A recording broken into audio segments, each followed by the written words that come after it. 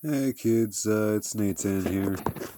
Doing just a quick video on the 3D pen and the debit cards, credit cards being chopped up. You can see here I obviously used the cards to make the form and use the 3D pen to fill in the seams. That's how I started. You can see I clearly got cut up. This is part of the leg out of an old debit card. I tried to cut out all the information off there though, so I'm not putting that out on the internet. Yeah, here's the parts of the legs. Yep. I eventually ended up using a little bit of glue underneath of the 3D print or the 3D pen printing plastics, just to hold everything steady together. These are kind of out of order, but yeah, back to the leg. Yeah, just cutting out little pieces there to fit around the curves. Yeah. The 3D pen I actually got at Walmart. It's for children. I got it for like 14 bucks. It was a real good deal. And I buy my spools of filament off of Temu or Alibaba, someplace like that, maybe Wish. Um, that's where I get it real cheap. But it seems to be effective, even though it's cheap. You can see here I'm filling in the legs. Yep, oh, there the hands are done. Most of it's filled in. Yeah, I'm thinking about painting it, but I kind of like this little patchwork, different multicolor thing. I used multicolors so I didn't have enough of the same color filament. I just had like variety packs.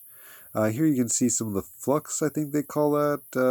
Some of the little spindly, wiry crap that sticks on the edge, like with a hot glue gun or something. I just took a torch to that. Oh yeah, we're out of order. Back at the legs again.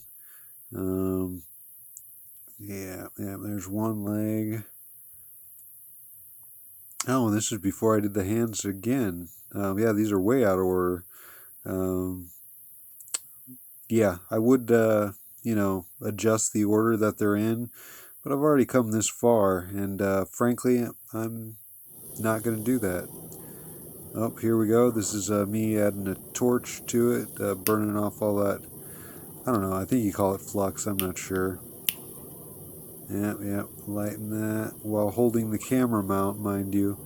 I'm just kidding. The camera mount's wrapped around my neck, but yeah, trying to see through my phone while operating that particular mount are a little bit weird, as you can see with what I'm doing with my hands.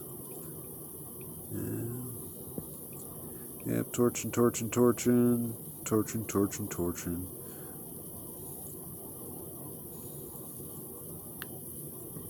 Yeah, I went to Dremel this at the end here. After I added on everything on, it looked kind of bumpy to me. But then as I was dremeling it, I realized the benefit of dremeling wasn't really there. Um, it was giving me crisper, cleaner edges, but frankly, it just took something away from it too. I kind of like this Mod Podge thrown together look. Yeah, here's more of it as I'm sealing everything in.